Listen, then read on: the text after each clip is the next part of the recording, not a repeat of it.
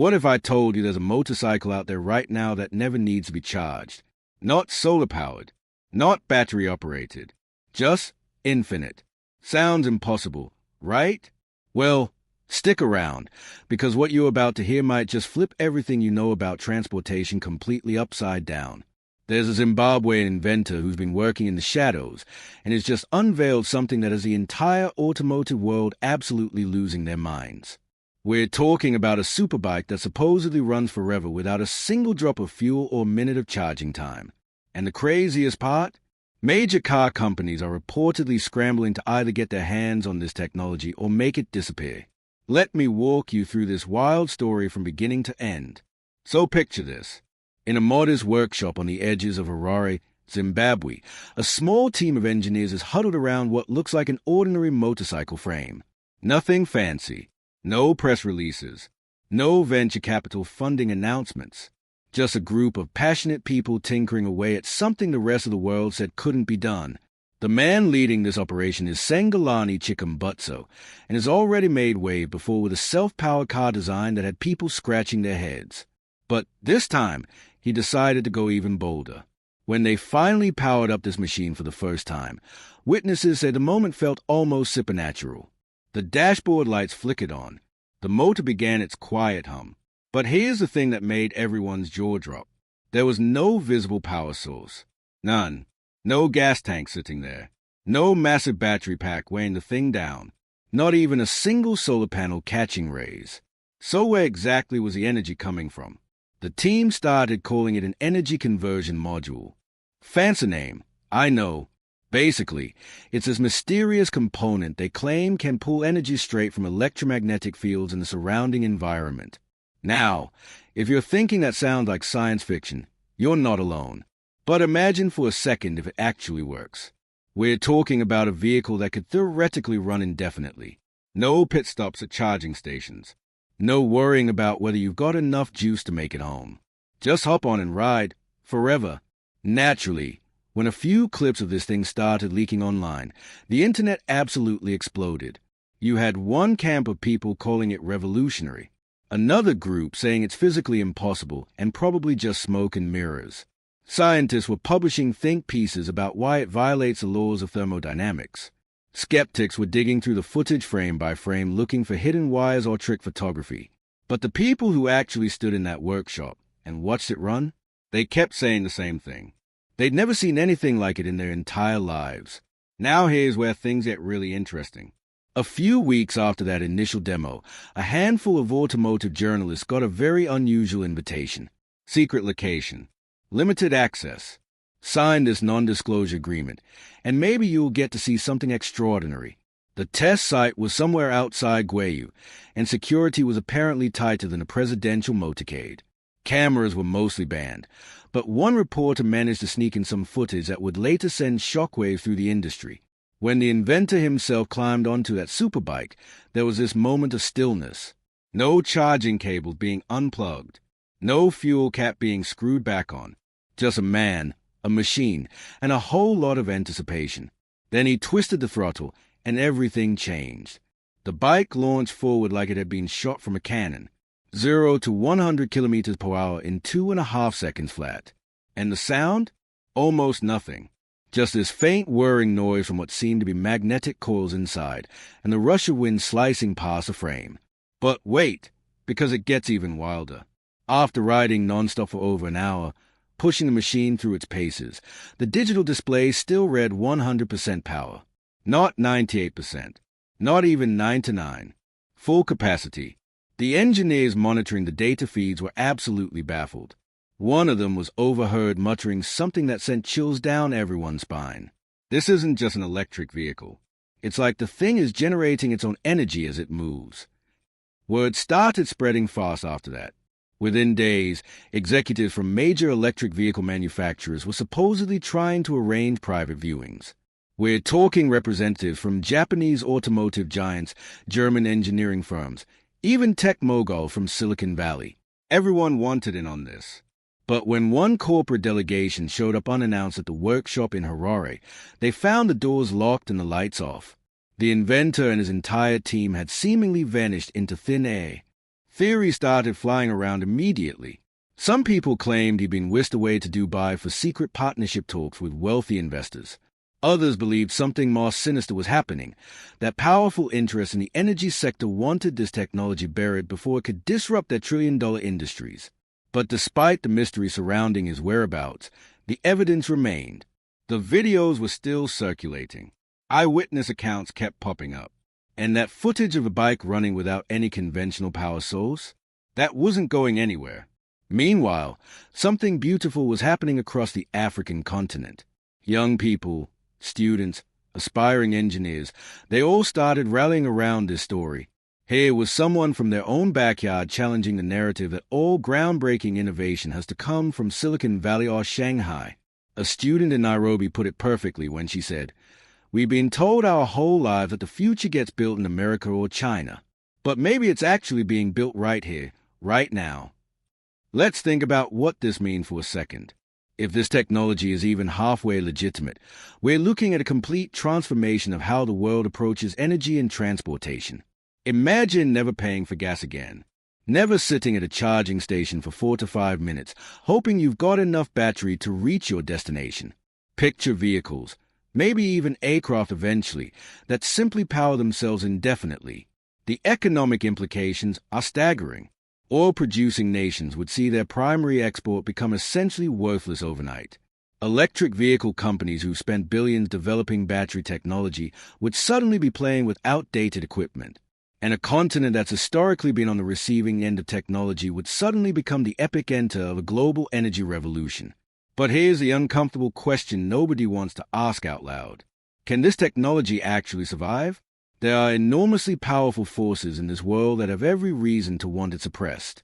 We're talking about industries worth trillions of dollars built entirely on the premise that energy is scarce and must be purchased. If unlimited energy becomes real and accessible, that entire economic model crumbles. Some insiders have whispered that the inventor is planning something big, though a live global demonstration that would broadcast undeniable proof to the entire world simultaneously. When that happens, if it happens, companies from Tesla to Toyota would have no choice but to completely rethink their entire approach to the future. Then things took another unexpected turn.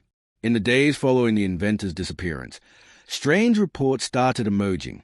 Satellite imagery showed new construction appearing in the Namib Desert, some kind of massive hangar facility, heavily guarded, miles from any known industrial development. No company signage, no public records, nothing official. Yet aviation logs showed private jets arriving from Europe, Asia, and California, with passengers signing extensive confidentiality agreements before being shuttled to the site. According to documents that supposedly leaked from these meetings, a major global tech investor had approached the inventor with a proposal that sounded almost too ambitious to be real. They wanted to build an entire production facility that would run exclusively on this same self-sustaining energy system. The plan involved manufacturing 1,000 of these superbikes as a proof of concept, all without traditional power sources, while simultaneously integrating artificial intelligence systems to monitor and regulate the energy output. On paper, it seemed like pure fantasy. But then photographs began circulating online. Images of sophisticated robotic assembly lines, metallic frames being constructed by automated systems, and rows of glowing energy cores that looked like something straight out of a science fiction movie. Now let's talk about what was reportedly happening in California during all this. Apparently, engineers at a certain well-known electric vehicle company had been quietly analyzing every piece of footage and every rumor about this mysterious superbike. The data they were seeing didn't align with anything in established physics. A self-sustaining electromagnetic loop that maintained constant energy output with no external input? According to everything we know about thermodynamics, it's impossible. But this inventor wasn't playing by conventional rules. He was apparently writing his own. Sources claimed that the head of that California company, someone known for his interest in revolutionary technology, became personally intrigued. He allegedly sent a private message through a back channel. If this is legitimate, I need to see it with my own eyes. Not long after, an unmarked private aircraft touched down in Namibia. Witnesses described a convoy of vehicles heading straight into the desert with no media presence, no announcement, just two of the most forward-thinking minds of our generation about to have a conversation that could reshape everything. Nobody knows exactly what was discussed in that meeting. But one person who was there reported seeing the inventor and this famous entrepreneur shake hands while engineers wheeled the superbike onto a nearby testing ramp. The motor hummed softly. The desert wind seemed to hold its breath. And then the bike moved. No fuel combustion. No electrical cords. No solar collection. Just pure, unexplained motion. The entrepreneur from California reportedly stood completely still for a long moment before uttering a single word. Impossible. And then, according to witnesses, he smiled. By the next morning, heavily encrypted documents were apparently being exchanged between this California company's research division and the inventor's small African team. The proposal was audacious. They wanted to establish a joint research facility, split between Africa and the United States, dedicated to combining advanced manufacturing capabilities with this self-sustaining energy technology. The goal? Creating the world's first perpetual motion transportation system. If they could pull it off, we'd be looking at electric vehicles that charge themselves indefinitely, homes that never need connection to the power grid, and entire industries running on energy that costs essentially nothing to produce. The potential impact was massive and immediate. Global energy stocks started experiencing volatility. Oil futures became unpredictable. Some governments reportedly demanded investigations. Others pushed for information suppression. But neither the famous entrepreneur nor the inventor made any public statements. They both disappeared from the spotlight again. The only thing that emerged was a single image from inside that desert facility. A large metallic sign reading Project Hyperion, Humanity's Next Power. And beneath it, two company logos displayed side by side, one representing cutting-edge American innovation, the other symbolizing emerging African ingenuity. As I'm recording this, global speculation has reached fever pitch. Financial analysts are calling this the dawn of the infinite energy era. Critics warn it could destabilize the world economy beyond repair. But one thing has become crystal clear. This partnership between the California visionary and the Zimbabwean inventor isn't just another business collaboration. It's a collision of two completely different philosophies.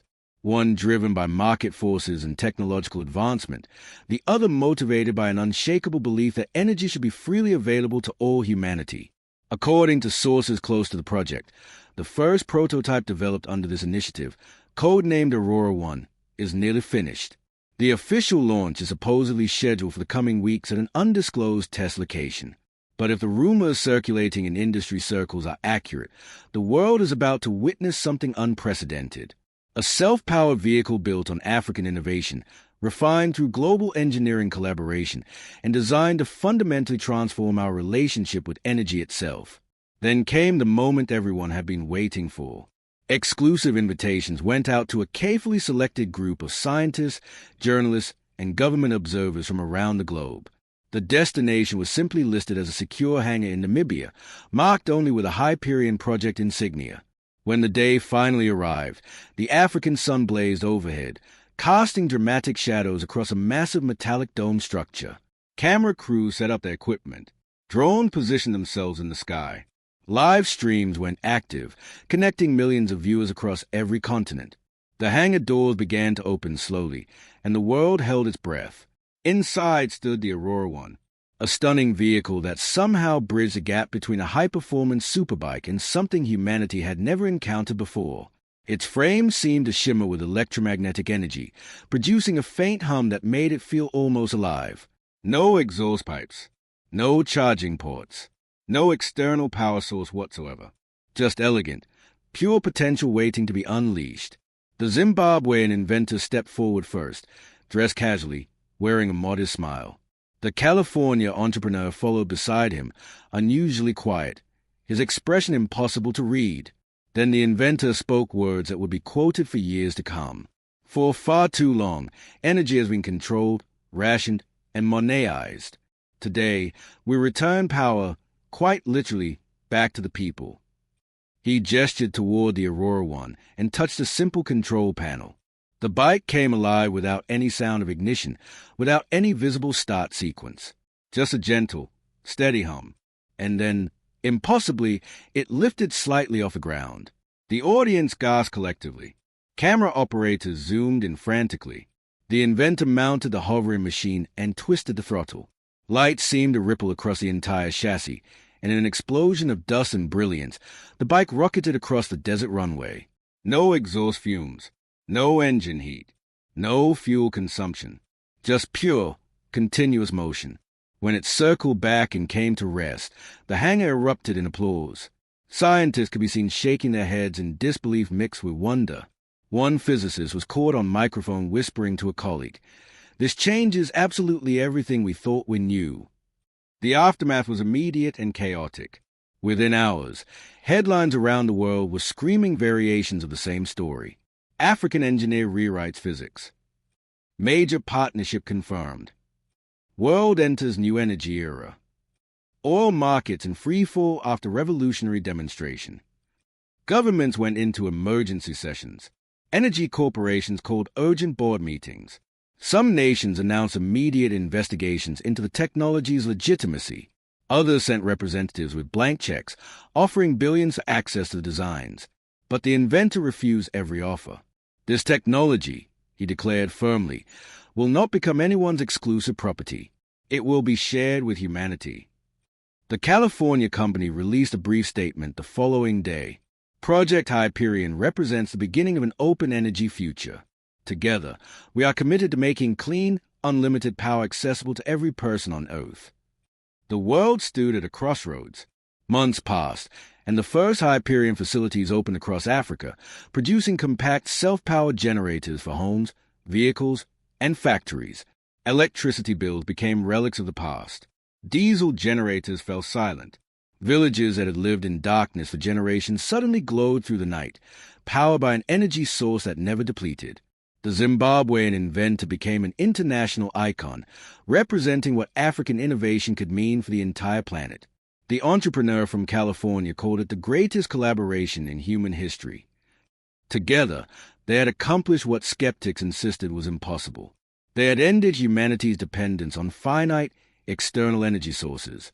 As the Aurora One became recognized worldwide, a simple message appeared on the California company's homepage, glowing against a black background. The age of charging is over. The future powers itself. And in the heart of the Namib Desert, that Hyperion hangar still stands, humming quietly with endless energy pulsing through its walls. Because somewhere inside, the next generation of this technology is already being developed. And if history has shown us anything about this inventor, it's that when he makes a move, the entire world has no choice but to follow. So what do you think? Is this the real deal, or are we all getting caught up in hype? Either way, one thing's certain. We're living through a moment that future generations will study in history books. The moment when everything we thought we knew about energy got completely turned on its head.